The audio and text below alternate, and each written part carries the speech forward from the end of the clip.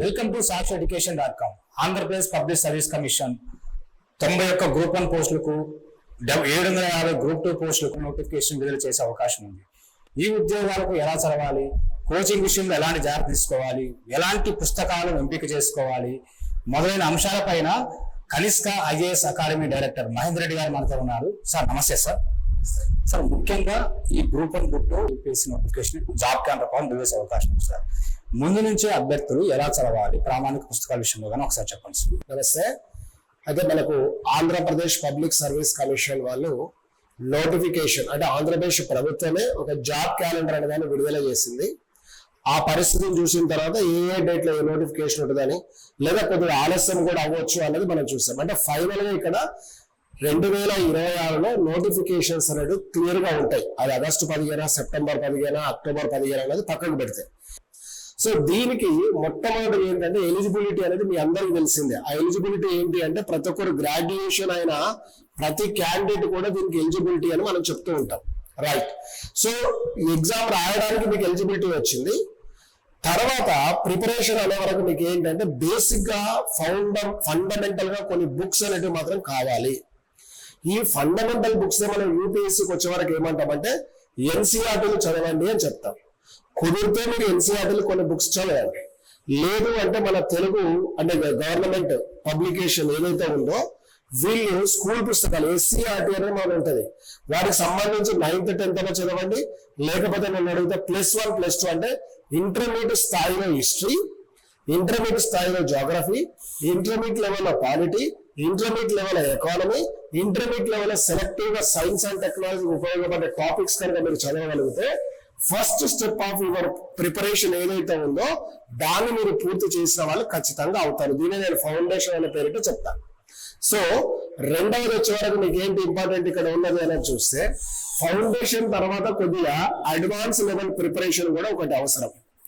ఈ ఫౌండేషన్ కు అడ్వాన్స్ కు మధ్యలో ఖచ్చితంగా ఒకటి క్లాస్ రూమ్ సంబంధించిన ఒక సిస్టమ్ అనేది మాత్రం మీకు అవసరం. దీన్నే మనం కోచింగ్ అని చెప్పొచ్చు, గైడెన్స్ అని చెప్పొచ్చు, ఇంకొకటి అని చెప్పొచ్చు.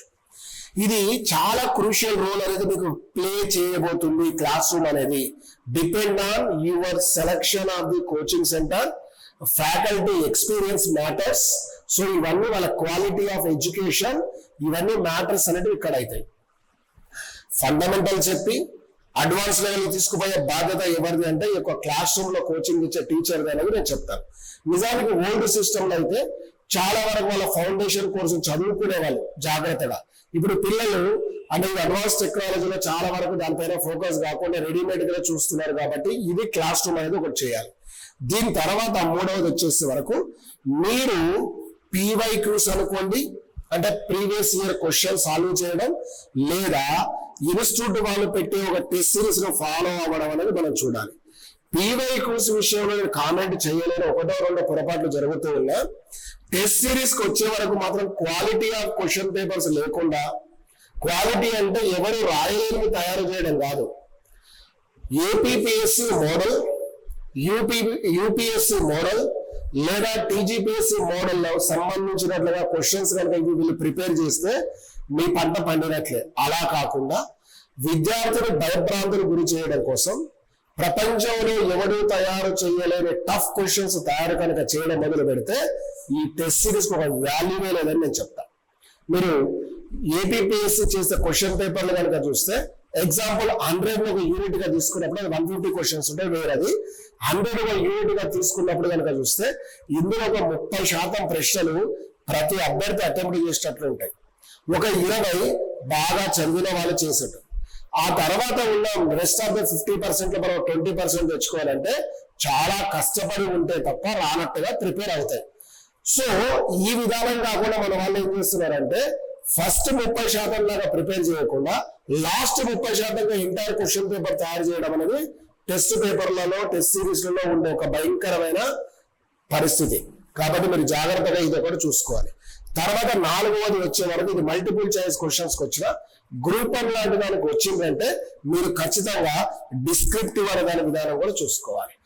ఇది వేగంగా అర్థమయ్యేటట్లుగా క్వాలిటీ తోటి కూడిన ఆన్సర్లు రాయడం అనేది ఒక నెలలో 1 గంటల్లో చేసే ప్రయత్నంతో రాదు. It is practice makes perfect అని మనం ఏదైతే అంటామో ఆ విధానాన్ని మనం ఫాలో అవ్వాలి. సాధన చేస్తేనే మనకు అది అవుతుంది.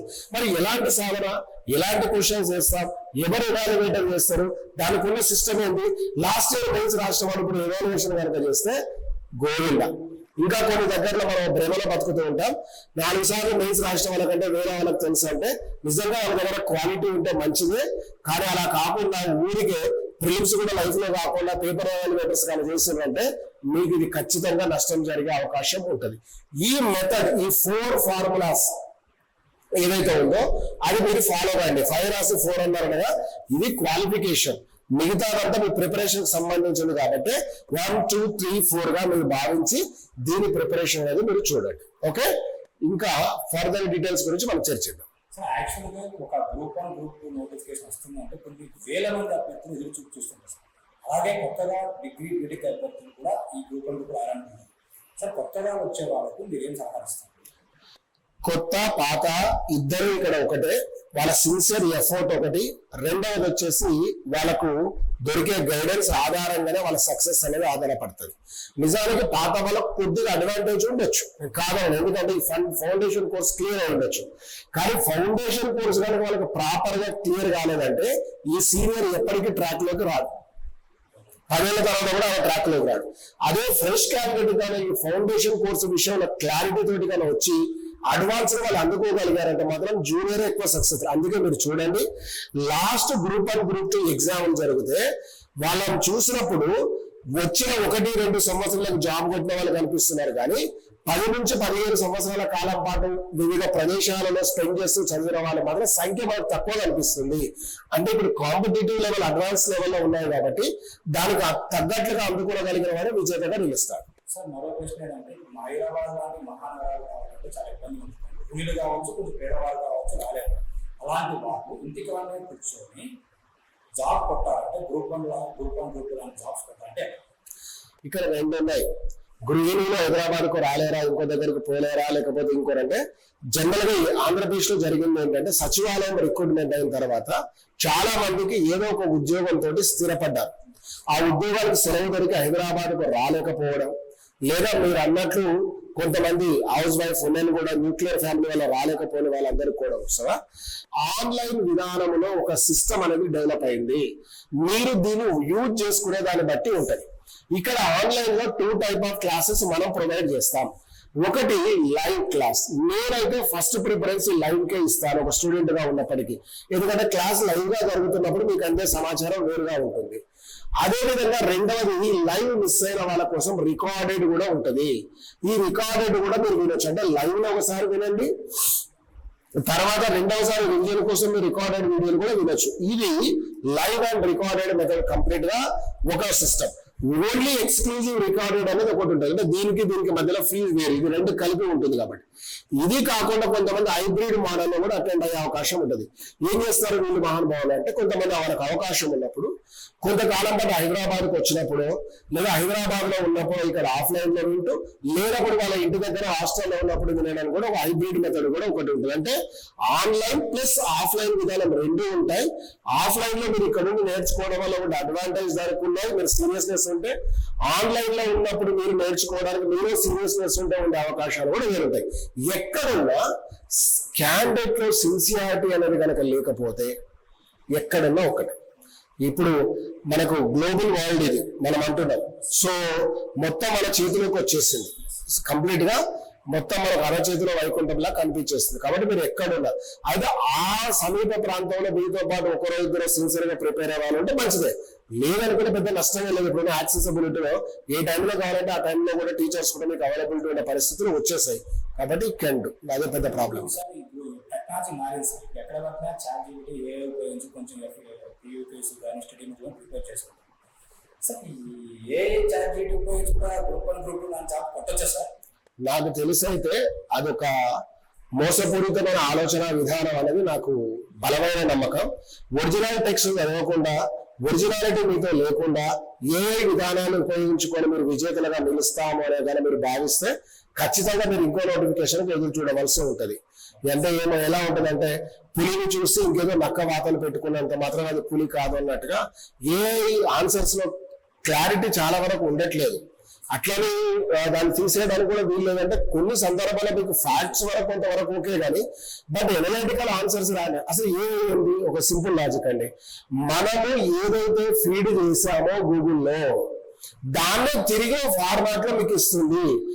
ఏపీపీఎస్సి, యూపీఎస్సి, టీజీపీఎస్సి వాళ్ళు అడిగిన ప్రశ్నలకు సంబంధించి అలాంటి మెటీరియల్ వాళ్ళు ఫీడ్ చేసి ఉంటే మీకు ఆన్సర్ కరెక్ట్ వస్తుంది, లేదంటే వాళ్ళ దగ్గర ఉన్న ఆన్సర్ వస్తుంది. మన అయితే రెండు కరెక్ట్ అయితే ఈ క్వశ్చన్ మిమ్మల్ని అడిగితే కొన్ని బేసిక్ ఉంటాయి. బుధుడు ఎక్కడ జన్మించాలంటే ఎప్పుడైనా ఏమైనా అదే వస్తుంది, ఏం చెప్పినా అదే వస్తుంది. అది కాకుండా బౌద్ధ మతానికి సంబంధించిన ఇతర అంశాలు అడిగినప్పుడు రాకుండా రెడీమేడ్ గా. కాబట్టి అది కుదరదు. టెక్నాలజీని రిప్లేస్ అంటే టెక్నాలజీ అనేది రిప్లేస్ చేయలేదని తెలిసిపోయింది మనకు. ముఖ్యంగా మీకు ఒక ఎగ్జాంపుల్ చెప్తారు. రీసెంట్ గా ఒక 25 to 30 days అంటే ఒక 1 month క్రమం లేదా కాలంలో కనుక మీరు చూస్తే ఫోర్డ్ కంపెనీ అనే ఒకటి ఉంది మన మోటార్ ఫీల్డ్ లో. ఫోర్డ్ కంపెనీ వారు ఏ టెక్నాలజీని ఉపయోగించి చేస్తున్న పనే కాక మళ్ళీ ఎవరినైతే మెకానికల్ తీసేసాడు తిరిగి వాళ్ళని పెట్టుకోవాలి మాన్యువల్ గా అయితే అవుతుందని నిర్ణయించాడు. ఇది ఒక ఎగ్జాంపుల్ మీకు చాలు కదా. పని మొదట్లో అయినట్లు చాలా సంతోషంగా ఉంటుంది, రియాలిటీ రిజల్ట్ వచ్చే వరకు అది నష్టం చేస్తుంది.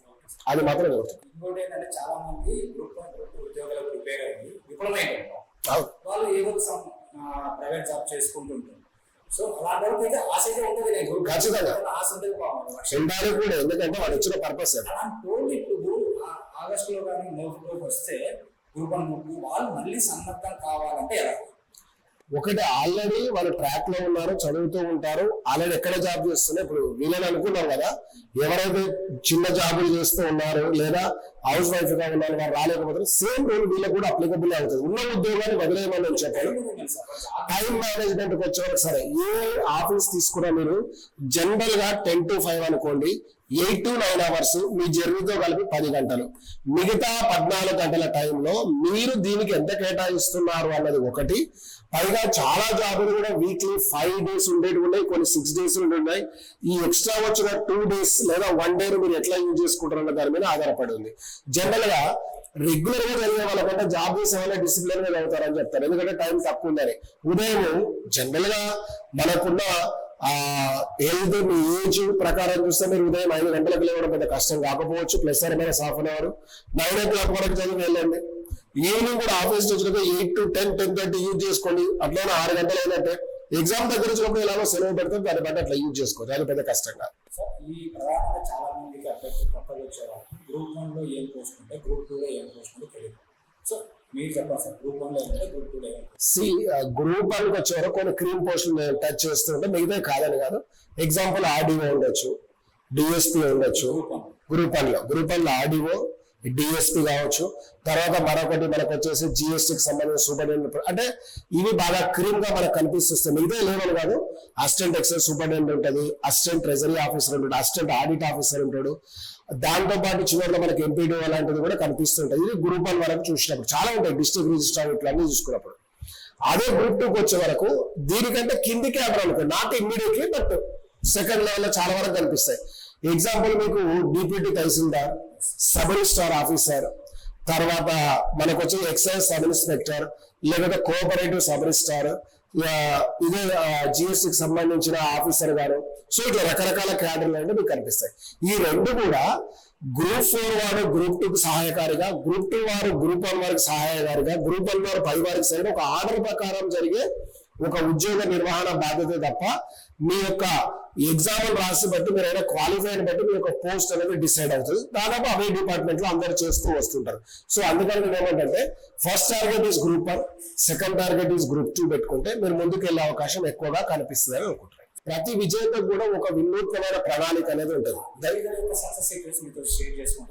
చాలా హ్యాపీగా అనిపిస్తుంది కదా. అంటే మనకు ఎందుకు అంటే మన ప్రొడక్ట్ అనేది ఒక విజేతగా నిలబడ్డది. ఈ ప్రొడక్ట్ అనేది రేపు కొన్ని లక్షల మంది జీవితాలను నిర్దేశించబోతుంది అన్నప్పుడు ప్రత్యక్షంగా కాకపోయినా పరోక్షంగా మనం దాని కారణమైనందుకు గర్వంగానే అనిపిస్తుంది తప్ప తక్కువే అనిపిస్తుంది.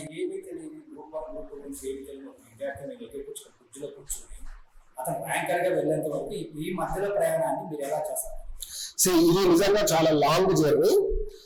నిజంగా ఏమి తెలియని వాడు వస్తే గ్యారంటీ ర్యాంక్ వస్తుందని చెప్తాను. సగం తెలిసిన వారితో చాలా సమస్య. ఈ సగం తెలిసిన వాళ్ళు రెండు రకాలుగా ఉన్నారు. ఒకటేమో తెలిసి తెలియని మిడిమిడి జ్ఞానంతో ఎవడో చెప్పిందని సత్యమని నమ్మే ఒక స్కూల్ అయితే, సెకండ్ స్కూల్ ఎటువంటిది ఉంటుందంటే వీళ్ళు గూగుల్లో కొంత చూసుకొని వచ్చే స్కూల్.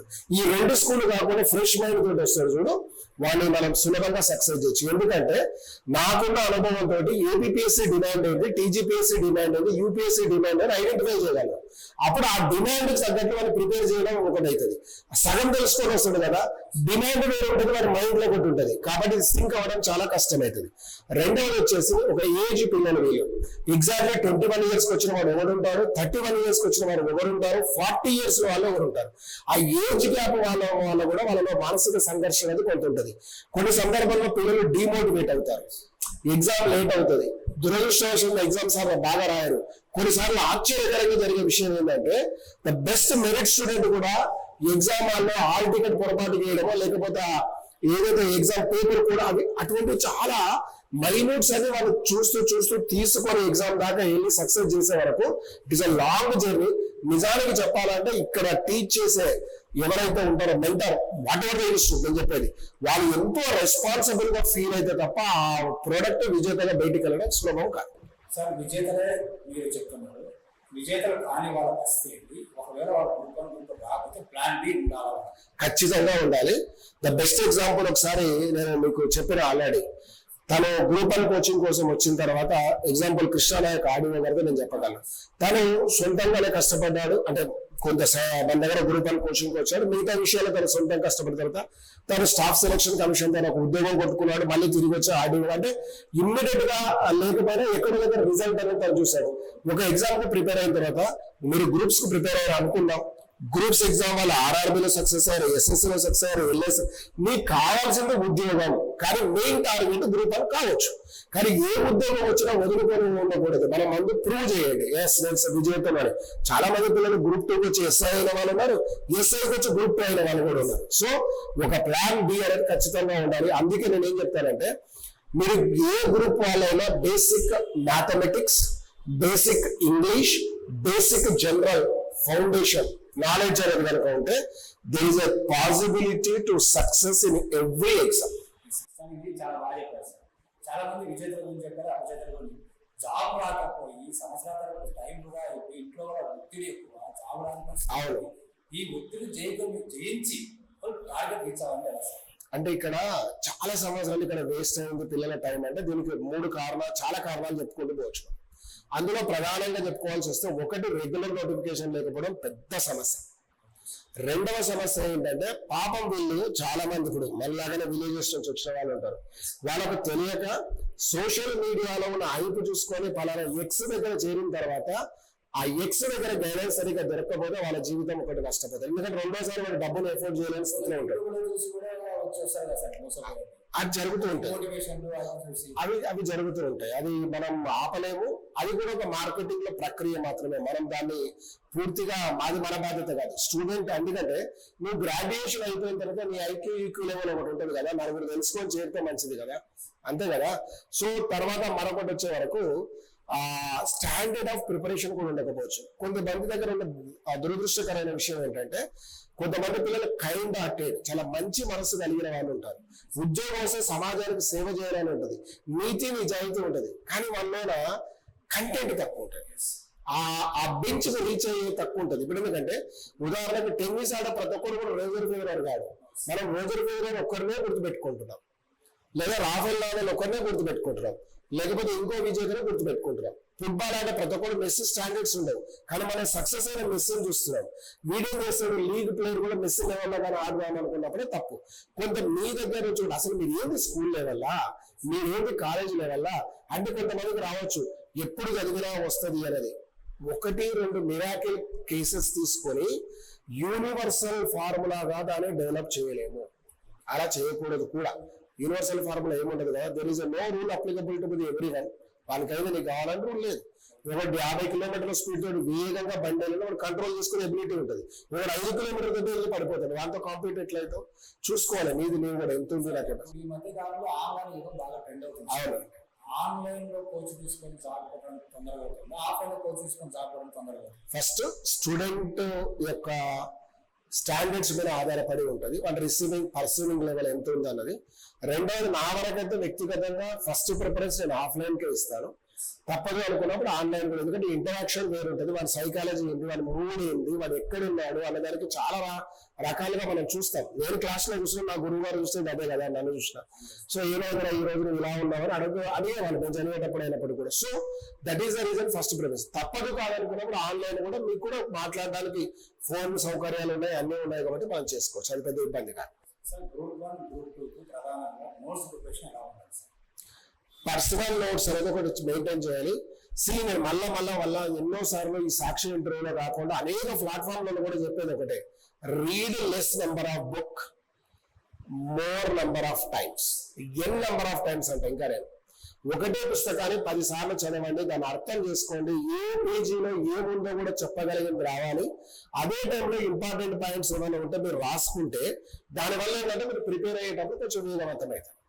ఇప్పుడు ఇటీవల కాలంలో సార్ టెస్ట్ సిరీస్ హవా బాగా నడుస్తుంది.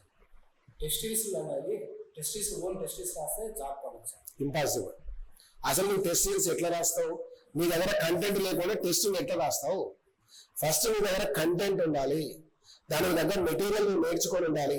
చదివినది ఎంత మేర గుర్తుందని చేయడానికి రాసింది టెస్ట్ సిరీస్. టెస్ట్ సిరీస్ చేసుకోండి సార్, సక్సెస్ రైట్. అలానే టెస్ట్ సిరీస్ రాయడం వల్ల ఎట్లా సక్సెస్ అంటే, కేవలం టెస్ట్ సిరీస్ రాయడం వల్ల సక్సెస్ కానివాళ్ళు వాళ్ళ దగ్గర ఉన్న కంటెంట్ ను ఇక్కడ ప్రాక్టీస్ చేశారు. ఆ ప్రాక్టీస్ అనేది వాళ్ళకు ఆ టెస్ట్ సిరీస్ ఫెసిలిటేట్ చేసింది. ఓన్లీ టెస్ట్ సిరీస్ తోటి ఎట్లా అవుతారండి? అసలు ఇట్లా పాసిబిలిటీ ఉంటుందా? అదే కనుక అయితే నిజంగా ఓన్లీ టెస్ట్ సిరీస్. ఈ టెస్ట్ సిరీస్ అనగానే ఫస్ట్ లీస్ట్ ప్రియారిటీ అంటే నా వ్యక్తిగతంగా ముందు మీ దగ్గర నాలెడ్జ్ ఉందా లేదా?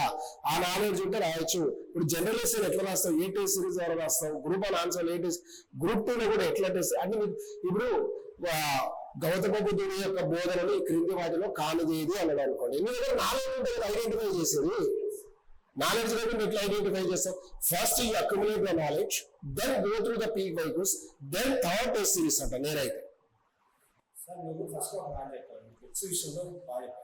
ఇప్పుడు పిల్లలు ఏమైనా స్టడీ మెటీరియల్ బుక్స్ విషయంలో డిఫరెంట్ బుక్స్ ఒకే స్టూడెంట్ 4 బుక్లు చదువుతున్నాం సబ్జెక్ట్. ఒక సబ్జెక్టుకు 4 పుస్తకాలు చదవడం ఎంత తప్పు. అసలు స్టాండర్డ్ లేకుండా మీరు 40 చదివిన వేస్ట్, స్టాండర్డ్ ఉన్న బుక్ ఒకటి చదివిన ఓకే. స్టడీ మెటీరియల్ బుక్ తేడా ఏమో అని వీళ్ళు ప్రింట్ చేసి ఇచ్చేదే కదా. ఇంకొకటి చెప్తాను, స్టాండర్డ్ బుక్స్ చదవండి. నేను చెప్పేది అదే, study material coaching centre included మీ ఎవరిచ్చినా కూడా ఒక అండర్స్టాండింగ్ ఎబోవ్ అండర్స్టాండింగ్ వస్తాయి. కానీ మీకంటే మీకు ఇన్నోవేటివ్ గా యూనిక్ గా ఒకటి లేకపోతే, ఎగ్జాంపుల్ నేను చెప్తాను. ఢిల్లీలో అనుకుందాం, మన హైదరాబాద్ వాళ్ళది పక్కకి పెట్టి ఒక్క నిమిషం మీకు ఢిల్లీ గురించి నేను మాట్లాడతాను. అదేంటంటే సరే మనం ఢిల్లీ గురించి మనం ఒక మాట మాట్లాడుకోవాల్సి వచ్చినప్పుడు హైదరాబాద్ పక్కన పెడితే ఒక 10,000 పేజీల మెటీరియల్ ఇచ్చే ఇన్స్టిట్యూషన్స్ ఉన్నాయి. ఈ ఇన్స్టిట్యూట్ లో ఒక 5,000 మంది చదువుతున్నారు అనుకుందాం. సక్సెస్ అవుతున్నది ఎంత? మరి ఎందుకని ఈ మెటీరియల్ చదివి వీళ్ళందరూ కాలే? ఈ 3-4 ఏం చేశారు? ఎక్స్ట్రా ఎఫర్ట్ పెట్టారుగా. నేను కోరేది అదే, ఎక్స్ట్రా ఎఫర్ట్. ఈ మెటీరియల్స్ కానీ సోకాల్డ్ గైడ్లుగా చెప్పుకునే కొన్ని బుక్కులు కానీ ఇవన్నీ కూడా హెట్రోజీనియస్. నేను బి ఫార్మసీ చదివాను అనుకుందాం, లేదా నేను బిఎస్సి మ్యాథ్స్ చదివాను అనుకుందాం. నాకు పాలిటీ అంటే, హిస్టరీ అంటే, జాగ్రఫీ అంటే తక్కువగా పరిచయం ఉన్నాయి కాబట్టి అర్థం చేసుకోవడానికి పనికొచ్చే వరకు ఈ మెటీరియల్ యూజ్ అవుతుంది తప్ప ఐఏఎస్ రావడానికి యూజ్ కాదు. ఐఏఎస్ అవ్వడానికి యూజ్ అవ్వడానికి కొన్ని టెక్స్ట్ బుక్లు చదవాలి. అందుకే మీరు లాస్ట్ ఇయర్ అంటే ఈ ఇయర్ 2026 ప్రిలిమ్స్ ఎగ్జామ్ జరిగిన తర్వాత యూపీఎస్సీది అసలు యూపీఎస్సీ వాడు అవుట్ ఆఫ్ సిలబస్ అంత అడిగాడు, ప్రపంచంలో లేని క్వశ్చన్ పేపర్ తయారు చేశాడు అన్నారు. వాళ్ళు పుస్తకాలు లేని అడిగాడు అని చెప్పారు. బాగుంది. నువ్వు ఏ పుస్తకం చదివినావు? నువ్వు ఆ పుస్తకం చదవమని మనం చెప్పారా? ఏ రోజు ఇప్పుడు కొత్తగా మళ్ళీ యూట్యూబ్ లో ట్రెండ్ అయింది. యూట్యూబ్ లో అంటే ముఖ్యంగా నేను 2 బుక్స్ ఎగ్జాంపుల్ గా చెప్తా. ఈ 2 బుక్స్ యూజ్ చేసుకుని కొంతమంది జీవితాలే స్థిరపడ్డాయి. ఒకటి ఆర్ఎస్ అగర్వాల్ చెప్పి జీవితాలు స్థిరపడిపోయిన వాళ్ళు ఉన్నారు. పాలిటీ లక్ష్మీకాంత్ సార్ బుక్నే చెప్పి కూడా జీవితాలు స్థిరపడ్డాయి. మొన్న ప్రిలిమ్స్ ఎగ్జామ్ జరిగిన తర్వాత రివర్స్ చేశాడు. Laxmikanth sir book not to read అని. ఎందుకు నాట్ టు రీడ్? బేసిక్ గా నీకు అండర్స్టాండింగ్ ఇస్తున్న బుక్కే కదా. తర్వాత నువ్వు అప్గ్రేడ్ అవ్వాలి, ఇంకేం చదవాలి అన్నది. నువ్వేం చేస్తున్నావు? ఒక్కదాని దగ్గర ఆగిపోవడం నీ పొరపాటు. అది మీ పొరపాటు. సో చెప్తున్నా, సో అందుకని మీరు చదవాల్సిన పుస్తకాలు రియాలిటీ వేరు, మీరు చదువుతున్న పుస్తకాలు రియాలిటీ వేరు, మీకు చెప్తున్న అది రియాలిటీ వేరు. అసలు రియాలిటీ వేరే దగ్గర. సార్ ఇప్పుడు సబ్జెక్ట్ వస్తుంది సార్, సబ్జెక్ట్ ఏమి వస్తుంది అంటే ఇటీవల కాలం కరెంట్ అఫైర్స్ కొద్దిగా బాగా అన్ని సబ్జెక్టులు ఇంటర్లింక్ చేసుకొని కరెంట్ అఫైర్స్ క్వశ్చన్స్ అవుతుంది. కరెంట్ అఫైర్స్ సంవత్సరం చదవాలా, 6 నెలలు చదవాలా, ఎలా చదవాలి? రెగ్యులర్ గా నోటిఫికేషన్ ఉంటే యూపీఎస్సీ లాంటిది అయితే ఒక 1 year అనుకోవచ్చు, కొన్నిసార్లు 2 years కూడా వెళ్తున్నాడు వాడు. ఎందుకు వాళ్ళకు కూడా తెలిసిపోయింది వీళ్ళకి ఫస్ట్ అటెంప్ట్ లో రావట్లేదు, 2-3 ఏళ్ళు పడతారని. సో నేనేమంటే కరెంట్ అఫైర్స్ మీరు చదవడం ఇంత ఎప్పటి నుంచో చదవాలన్న థాట్ వచ్చిందంటే you are not qualified to write exam. ఎప్పటి నుంచి కరెంట్ అఫైర్స్ చదవాలనే ఆలోచన నీకు వచ్చిందంటే నువ్వు ఎగ్జామ్ రాయడానికి అర్హతనే లేదు. ఏ టైంలో అయినా నీకు లాజిక్ ఒకటే చెప్తా, ప్రతి గ్రాడ్యుయేట్ కానీ 10th class పిల్లవాడికి కానీ కావాల్సింది ఏంటంటే న్యూస్ పేపర్ రీడింగ్ అనేది ఒకటి ఉండాలి. క్రమంగా దీన్ని నోట్స్ రాసుకుంటే పోయిందే రివిజన్. కానీ జనరల్ గా లాస్ట్ 1 year మీద ఫోకస్ చేస్తే మినిమం 50% క్వశ్చన్స్ అయితే ఉంటాయి. రెండవది, ఇప్పుడు పేపర్లు చాలా టఫ్ అయినాయి. వాస్తవం ఏమంటారంటే పాతకాలం చదువులు చాలా నాణ్యతతో ఉండే ఇప్పుడు లేవని కాదు, అవన్నీ నాకు తెలియదు. కానీ ఇప్పుడు వస్తున్న క్వశ్చన్ పేపర్స్ మాత్రం మేము రాసినప్పటికంటే స్టాండర్డ్ అని మాత్రం ఘంటాపథంగా చెప్తాను. వాళ్ళకు వస్తుందా రాదా నాకు తెలియని matter. But now days the way question papers they are preparing, it is really high standards, not so easy. అరే ఏం సార్ ఇట్లా చెప్పారు ఇప్పుడే స్టాండర్డ్ ఉన్నాయని ఆ 2 గంటల నువ్వు ఎగ్జామ్ లో కూర్చొని ఆ పేపర్లో చదివి ఆన్సర్ చేయి, నీకు రియాలిటీ తెలుస్తుంది. ఎందుకంటే ఆ పిల్లల ఐక్యూ ఈక్వల్ 24-25 ఏళ్ళ పిల్లలు ఎంత ఉంటారో అంతే. నువ్వు ఆ సబ్జెక్ట్ లో ముదిరిపోయి పాండిత్యం సంపాదించి నువ్వు చదివే 30 ఏళ్ళు చదువుతుంది ఆ పాలిటీని, అదే హిస్టరీని 30 ఏళ్ళు చెప్తివి, నీకు వాడికి ఒకటే అవుతుందా? అరే గిది రాయలేదా పేపర్ అంటే నువ్వు రాయడం కూడా వాడు రాయడం, వాడు అన్ని సబ్జెక్టులు చదువుకొని పోతున్నాడు, అన్ని సబ్జెక్టులు చదువుకొని పోయి అప్లై చేయాలి. అది కూడా వాడు ఇచ్చిన స్టిపులేటెడ్ టైంలో అప్లై చేయాలి. అంత ఈజీగా అయితే ఉండదు కదా, మనం అనడానికి లేదు, పేపర్లో టఫ్ అయినాయి. సార్ ఇందాక మీరు టైం మేనేజ్మెంట్ అనేది ఒక ఎంప్లాయీస్ ప్రిపేర్ అవ్వడం చెప్పారు. నేను ఒక serious aspirant daily group 1 group 2 job పెట్టాలంటే ఎలా చదవాలి, ఎలా time management 6 to 8 hours perfect ఉంటే చాలు. ఫస్ట్ అంటే ఏ టైం కొందరు చీకటి చదవాలన్నారు అంటే వాని బయలాజికల్ టైం మీద డిపెండ్ అయి ఉంటుంది. కొంతమంది రాత్రంతా బాగా చదువుకుంటారు, కొంతమంది పిల్లలు పగలంతా బాగా చదువుతారు. వాని రిసీవింగ్ లెవెల్ ఎప్పుడు ఎట్లుంది అన్నదే. ఇప్పుడు మన మూడ్ స్వింగ్స్ ఎట్లా ఉంటాయో దాని మైండ్ రిసీవింగ్ అట్లే ఉంటది. 18 గంటలు ఎప్పుడు చదివారు, ఎక్కడ చదివారు, ఏం చదివారు అనే దాని మీద వచ్చి వాట్ టు రీడ్ అనే దాని మీద ఫోకస్ చేయకండి, వాట్ నాట్ టు రీడ్ అనే దాని మీద ఫోకస్ చేయండి. ఏమి చదవాలని తెలిస్తే చదవంతా వస్తుంది, ఏమి చదవద్దని తెలిస్తే జాబ్ వస్తుంది. నేను మొదటి నుంచి చెప్పే ఫార్ములా అది ఒకటే. Limited books, what not to read చాలా ఇంపార్టెంట్. అందుకే చెప్తాను రెగ్యులర్ క్లాస్కి వస్తే డిస్కషన్స్ ఇవి ఉంటాయి, అప్పుడప్పుడు రోజు వేలు ఎనిమిది జరగదు. కానీ ఆన్లైన్ లో కొన్నిసార్లు ఇవన్నీ మిస్ అవుతాం. చాలా బాగా చెప్పారు. At the same time APSC group 1 group 2 చేసింది, ఇది చాలా బాగుంది. బట్ ఇప్పుడు తెలంగాణ విషయానికి వస్తుంది. గత ప్రభుత్వం విడుదల చేసిన గ్రూప్ 1 గ్రూప్ 2 ఇప్పటికీ మన రీసెంట్ రిక్రూట్ అయింది. ఈ రేవంత్ రెడ్డి సర్కార్ కొత్తగా గ్రూప్ 1 గ్రూప్ 2 ఇచ్చింది అనేది ఒకవేళ ఇస్తే ఇప్పించే అవకాశం ఉంది. కొన్ని వేల అభ్యర్థులు గ్రూప్ 1 గ్రూప్ 2 కోసం ఎదురు చూస్తున్నారు. మీరు పదే వేలు అంటున్నారు, వేలు కాదండి లక్షల్లో ఉన్నారు. నేనైతే లక్షలో ఉన్నారని చెప్తాను ఒకటి. రెండవది వచ్చేసి నోటిఫికేషన్ ఇవ్వడానికి సమయం ఆసన్నమైంది, ఇంతకంటే ఆలస్యం చేస్తే నిజంగా వాళ్ళు పొరపాటు చేసిన వాళ్ళగా భావించాల్సి వస్తుంది. ఎందుకంటే 2024లోనే 23లోనే అధికారానికి వచ్చారు. 2024 మొత్తం అయింది, 2025 మొత్తం 24 నెలలు అయింది. ఈ రోజు ఆగస్టుకి వచ్చే వరకు ఒక 8 అంటే 32 + 1 month ఆల్మోస్ట్ 35 months. ఇంకో కొన్ని రోజులు పోతే దాదాపుగా మనకి ఏమవుతుందంటే ఖచ్చితంగా 3 సంవత్సరాలు అవుతాయి. ఇంకా 2 years లో 1 month. ఇప్పటి వరకు నోటిఫికేషన్ ఇవ్వకపోవడం అనేది చాలా నమ్మకం పెట్టుకునే విద్యార్థులకు కొంత ఇబ్బందికరంగా ఉంది. అయితే రెండవది కూడా చూసేది ఏంటంటే ఒక think out of the box వచ్చినప్పుడు ఎందుకు రెగ్యులర్గా ఇవ్వకపోవడానికి 100 కారణాలు ఉన్నాయి, అవన్నీ వేరు. కానీ కొంతమంది మన విద్యార్థులు చేస్తున్న పోరాటానికో ఇంకో దానికో కానీ సమయం మాత్రం వచ్చింది. మీకు చదువుకుంటూ ఉంటే మాత్రం నోటిఫికేషన్లు కళ్ళ ముందు అయితే కనిపించే అవకాశం ఉంది. లక్కీగా మంచిగా చెడుకో మాత్రం ఎస్ఐ కానిస్టేబుల్ నోటిఫికేషన్ వచ్చింది. ఎలిజిబిలిటీ ఉన్న వాళ్ళు, ఏజ్ ఫిజికల్ అన్నీ ఉన్న వాళ్ళు మీరు ప్రిపేర్ అయితే ఒక ఎక్స్పీరియన్స్ కూడా వచ్చిన వాళ్ళు అవుతారు. ఐ థింక్ అక్కడక్కడ మనం చూస్తుంటే మనం ఎవరో ఇందాక మీరు అన్నట్టు ఎవరో మినిస్టర్ అన్నాడు త్వరలో రాబోతున్నాడు. ఈ త్వరలో అనే పదం బోరు కొట్టింది. కానీ నోటిఫికేషన్స్ అయితే ఎప్పుడు వస్తాయన్న దానికి పక్కకు పెడితే సమయం అయితే దగ్గర పడ్డది. అది నేను కూడా ప్రిడిక్ట్ చేయలేదు, జ్యోతిష్యులు కాదు.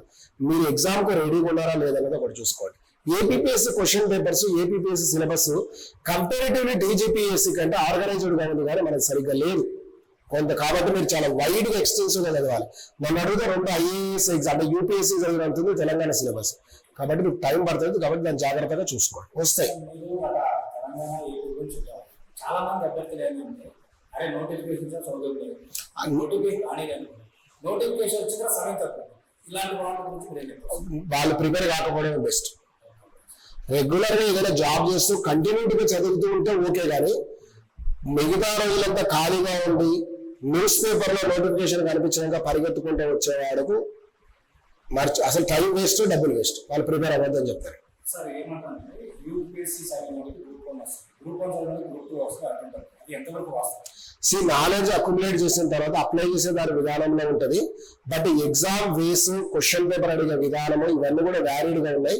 కాదు సివిల్స్ కొంచెం ఇండెప్త్ గా అవుతాం కాబట్టి అది గ్రూప్ 1 యూజ్ అయ్యే అవకాశం ఉంటుంది. ముఖ్యంగా ఈ ఏపీపీఎస్సీ లో మాత్రం అది బాగానే కనిపించింది, ఎందుకంటే సిలబస్ సిమిలర్ గా ఉండడం వల్ల అది కనిపించింది. ఎప్పుడైనా నువ్వు హైయర్ లెవెల్ కు ప్రిపేర్ అయితే లోయర్ లెవెల్ జాబ్ కొట్టే అవకాశం తగ్గుతుంది, అంటే పెరుగుతుంది, సక్సెస్ అయ్యే రేట్ పెరుగుతుంది. అట్లా నేను గ్రూప్ సివిల్స్ కి ప్రిపేర్ అయిన కాబట్టి కానిస్టేబుల్ కాబట్టి కానిస్టేబుల్ డిమాండ్ వేరు, డిమాండ్ కూడా వేరుంటే చూసుకోవాలి. సివిల్స్ గ్రూప్ 1 సింక్ అవుతుంది, గ్రూప్ 1 గ్రూప్ 2 కొంత సింక్ అవ్వచ్చు, కానీ రెండు మాత్రం అంత ఈజీగా ఏం సింక్ గా 1, 2 కూడా సిలబస్ ఒకటే, కానీ ప్యాటర్న్ ఆఫ్ ఎగ్జామ్ లో వేరియేషన్ ఉందిగా, అది సులభం ఏం కాదు.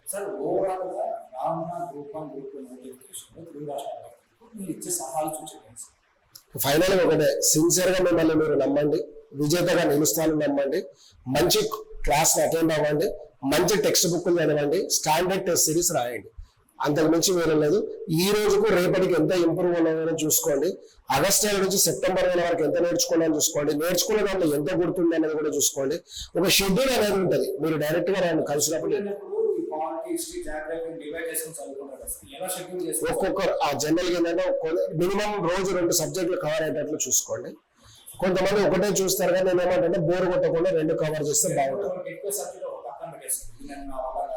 కాదు అనుకుంటే గ్రూప్ 1 కూడా కాదు, లేదు ఖచ్చితంగా చిన్న చిన్నగా సరే. అంటే ఇప్పుడు కొన్ని రోడ్డు బాగా ఉన్నప్పుడు వేగంగా పరిగెత్తచ్చు, రోడ్డు బాగాలేనప్పుడు చిన్న అడుగులు వేస్తూ పోవాలి, అడుగులు వేస్తూ పోయి మీరు బలంగా పరిగెత్తే ప్రయత్నం చేయండి. కానీ మీకు సిలబస్ లో ఉన్న దాంట్లో ఏ ఒక్కటి అన్ఇంపార్టెంట్ అయితే కాదు, ప్రతిదీ ఇంపార్టెంటే.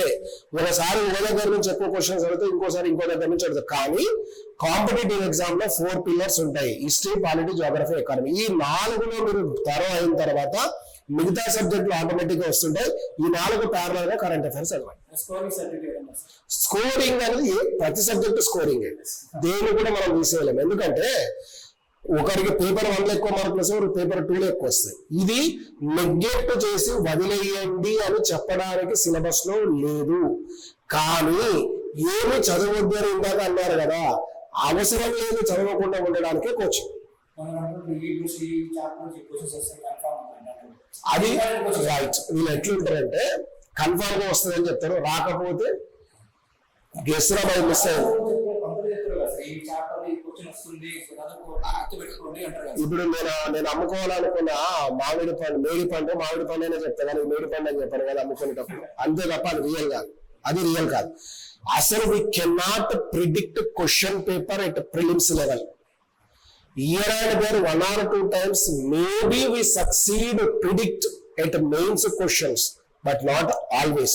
రెండు నేను ఇందాక చెప్పిన స్టాండర్డ్ పెరిగిపోయింది, క్వశ్చన్ పేపర్ ప్రిడిక్టబుల్ గా లేదు అసలు, తప్పది. నువ్వు క్వాలిటీగానే ప్రిపేర్ గా, క్వాలిటీగానే చదువుకో, దెన్ ఓన్లీ ఏదన్నా రాలే నువ్వు రాయడానికి సిద్ధంగా ఉండేటట్లు ఉండాలి, అంతే తప్ప కుదరదు.